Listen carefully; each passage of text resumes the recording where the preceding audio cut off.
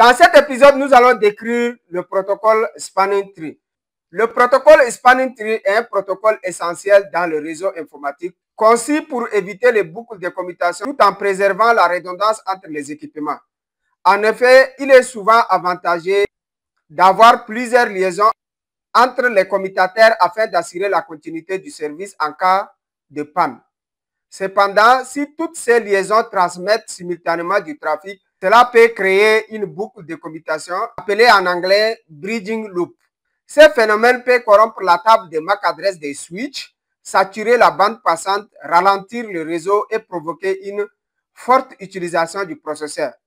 Les cartes réseau des ordinateurs peuvent alors être inondées par des tempêtes de diffusion appelées en anglais broadcast storm, recevant plusieurs copies du même paquet jusqu'à l'effondrement du réseau. C'est-à-dire quoi? Supposez on a 3 switches. Ça, c'est le switch 1, 2 et 3.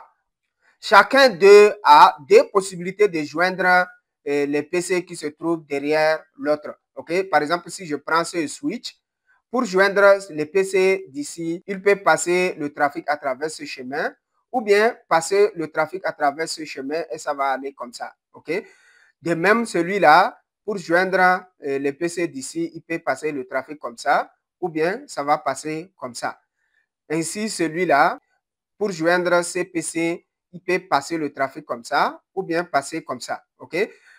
Là, si tous les liens permettent de transmettre les trames, ça serait dangereux à cause de la diffusion. Pourquoi? Parce que supposez ce PC va communiquer avec ce serveur. Okay? Dans un premier temps, le PC va envoyer une requête de type ARP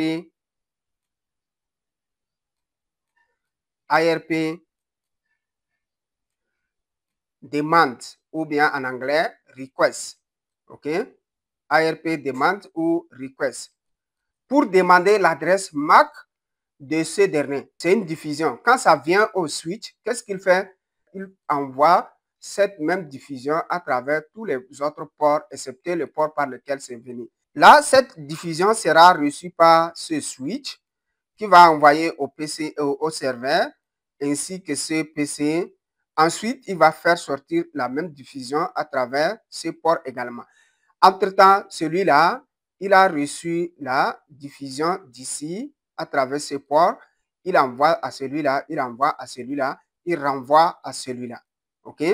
Maintenant, la même diffusion que celui-là a envoyé, ça va venir, ça va passer. Ça va venir ici, le switch va envoyer au PC, au serveur, ensuite retransmettre ici. Entre-temps, pour celui-là qui est venu, il va envoyer à celui-là, celui-là et retransmettre. Donc, la diffusion va passer entre les switches comme ça. OK? À chaque fois, les PC vont recevoir une copie, une copie, une copie, une copie, une copie. Maintenant, le serveur, il a déjà reçu une diffusion. Le temps qu'il va répondre à cette diffusion, il va recevoir d'autres. Donc, il n'aura pas le temps de répondre à la première diffusion, mais il sera occupé par le traitement de toutes ces diffusions qui viennent. C'est seulement ce PC-là qui a envoyé cette diffusion. Imaginez qu'on a plusieurs PC qui envoient les diffusions. Par exemple, au moment où celui-là a envoyé, lui-là aussi, il a envoyé une diffusion en voulant communiquer avec celui-là. Là, les diffusions vont tourner entre les suites, les PC vont recevoir des copies non traitées, jusqu'à ce que quand ça tourne, les switches, ils ont des processeurs. Leur processeur va augmenter jusqu'à, ça serait à 100%, 100%, 100%. OK? Maintenant, entre-temps, la table de MAC adresse aussi sera busy parce que s'il reçoit une trame de ce PC, il va remplir sa table de MAC adresse. On a vu comment le switch fonctionne. Il va dire, OK, MAC adresse de celui-là se trouve derrière ce port. OK? Maintenant, quand il envoie la diffusion, cette diffusion va passer par ici, revenir par là encore. Et là, le switch va dire, ah, mais la même MAC adresse que je viens d'apprendre à travers ce port se trouve derrière ce port, c'est comment? Donc, peut-être que le PC a changé de position. Il va effacer l'entrée d'avant là. Supposez ça se fasse ethernet 0/1 à travers ça qu'il a appris. Donc, il va dire non, désormais, le PCC se trouve derrière face Ethernet 0/2. Il va effacer la table, remplir. Pendant qu'il efface pour remplir, une autre diffusion vient. Le switch serait en train d'effacer et écrire, effacer, écrire et envoyer en même temps jusqu'à ce que le processeur va augmenter à 100% et de sorte que les équipements ne peuvent plus fonctionner. OK? Et ils seront tous tombés. Tombés, c'est-à-dire ils vont mourir. Des fois, si la tempête de diffusion est très grave, ça peut faire tuer les équipements facilement. OK? Donc, le protocole Spanning Tree a été designé dans le but de bloquer un lien de façon logique pour éviter la boucle. Là, par exemple, c'est ce lien-là qui est bloqué. OK? Là, si le PC envoie une diffusion, ça va passer comme ça va passer comme ça. Mais ici, celui-là, il va bloquer cette diffusion parce que ce port, c'est un port bloqué. OK? Et ça va aller ici comme ça passe comme ça vient à celui-là. Quand la réponse sort, OK, ça va venir comme ça passe comme ça parce que ce port est bloqué. Celui-là, il ne va jamais envoyer un paquet à travers le port bloqué. OK? De même, si celui-là veut envoyer une diffusion à celui-là, OK, ça va quitter ici. Ça vient au switch.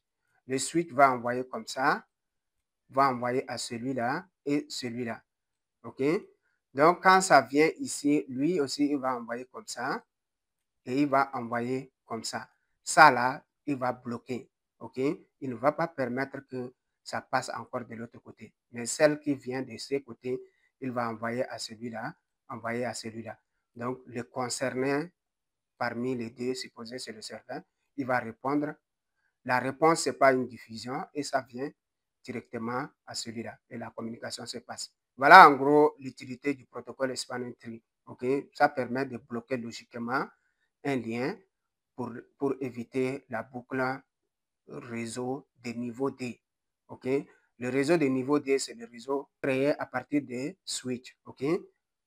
Pour résoudre ces problèmes, le protocole Spanning Tree intervient en désactivant automatiquement certains liens redondants afin de prévenir toute boucle de niveau D, tout en gardant ces liens en réserve pour qu'ils puissent être réactivés instantanément en cas de défaillance d'un lien principal. C'est-à-dire quoi? Ça, maintenant, c'est bloqué. OK? Supposez que ce lien a un souci où le switch ne peut pas envoyer des trames à travers ce lien. Là, qu'est-ce qu'il va faire? Il va bloquer celui-là et débloquer celui-là. Et là, désormais, il peut envoyer à travers ceci et celui-là va rester bloqué. Maintenant, quand la liaison sera rétablie, là, il va bloquer celui-là et ouvrir celui-là. OK? Donc, celui-là, il sera le chemin principal. Donc, après, on va voir par comment il sélectionne le chemin principal et par comment il bloque ce chemin. OK? Donc, on va voir dans le fonctionnement du protocole Spanning Tree. OK? Ainsi, le protocole Spanning Tree garantit la stabilité et la tolérance aux pannes dans un réseau comportant plusieurs chemins entre les équipements. OK? Voilà en gros ce qu'est le protocole Spanning Tree et pourquoi il est important dans le réseau informatique. Dans l'épisode prochain, on va voir les différentes variantes des protocoles Spanning Tree. OK? Merci et à tout à l'heure pour un autre épisode.